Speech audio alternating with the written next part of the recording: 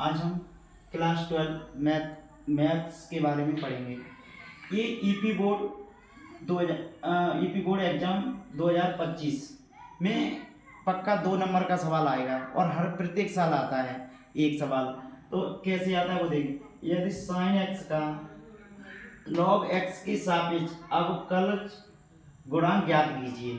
किसके सापेक्ष? Log x के। तो सॉल्व हम माना दो फलन दिए इसमें साइन एक्स और कॉस एक्स, एक एक मान लेंगे। बाई वन बराबर साइन एक्स मान लो, कोमा बाई टू बराबर लॉग एक्स मान लो। अब इसके हम बाई वन का पहले डिफरेंशियल करेंगे तो दोनों पक्षों का एक्स के सापेक्ष अवकलन करने पर तो d y one upon d x equal to d upon d x sine x. इसका साइन एक्स का डिफरेंशियल होता है कॉस एक्स। ये डाल दिया हमने समीकरण एक। फिर पुनः बाई टू बराबर क्या माना? Log x. इसका भी डिफरेंशियल करेंगे दोनों पक्षों का एक्स के सापेक्ष अवकलन करने पर तो d y two upon d x equal to d upon d x log x. अब लॉग एक्स का डिफरेंशियल होता है वन अपॉन एक्स। कितना होगा? One upon x. इसे डाल दिया समीकरण दो।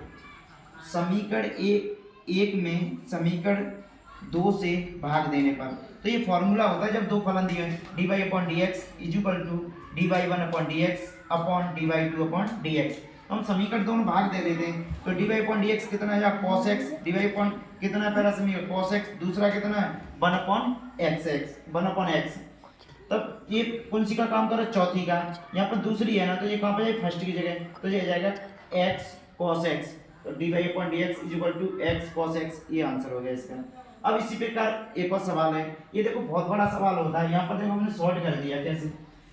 यदि tan inverse 2x upon 1 minus x square का sin inverse 2x upon 1 plus x square के सापेक्ष अवकल गुणांक ज्ञात कीजिए। ये भी वही है। अब सॉल्व माना y one equal to tan inverse पोस्ट start 2x upon 1 minus x square पोस्ट वन। दूसरा मान लो y two equal to sine inverse के कोष्ट start 2x upon 1 plus x square. ये दिए तो हमने फॉर्मूला पढ़ा है प्रतिलोम में क्या होता है? tan इनवर्स के 2x upon 1 minus x square equal to तो 2 tan इनवर्स के। तो हमने ये रख दिया y one equal to 2 tan inverse के x रख दिया। अब इसके बाद हमने अवकलन किया दोनों पक्षों का x के सापेक्ष अवकलन करने पर तो d y one upon d x equal to 2 dot d upon d x tan inverse के x। अब tan इनवर्स के x का डिफरेंशियल करेंगे तो 2 into one upon one plus x square, जिसका डिफरेंशियल होता है 1 अपॉन 1 प्लस एक्स स्क्वायर। ये समीकरण कितना होगा? एक। फिर पुनः बाई टू बराबर है साइन इनवर्स के कोष्ट square 2x 1 plus x square कोष्ट वन। अब बाई ये भी फॉर्मूला होता है साइन इनवर्स के 2x upon 1 plus x equal to 2 sine inverse के x। हमने यहाँ से भी रख दिया इसका 2 साइन इनवर्स के x। ये यहाँ पे छोटा हो गया रखने से। दोनों पक्षों का x के सापेक्ष अवकलन करने पर तो d y two upon d x two into D upon d x sine inverse x. Sign inverse के x का डिफरेंशियल होता है 1 अपॉन स्क्वायर रूट 1 माइनस के एक्स स्क्वायर।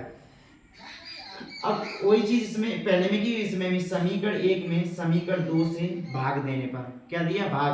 किसमें? समीकरण एक में। तो क्या हो गया? D y upon d x. समझ में आ रहा है बच्चों?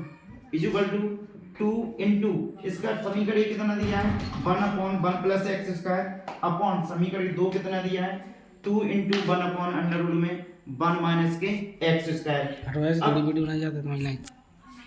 X square. अब देखो ये जब कितने फलन? जब पहली दूसरी तीसरी और चौथी, 4 फलन हो गए। कितने हो गए? 4। तो पहली और चौथी दूसरी और तीसरी ले जाएंगे तो 2 से तो 2 कट गए तो कितने आ जाएंगे? D y upon d x equal to under root 1 minus के x square upon 1 plus x square. ऐसे देखो करोगे संजय को फोटो और सुनना नहीं हमारा पूरा ना है वैसे होना कट गई तो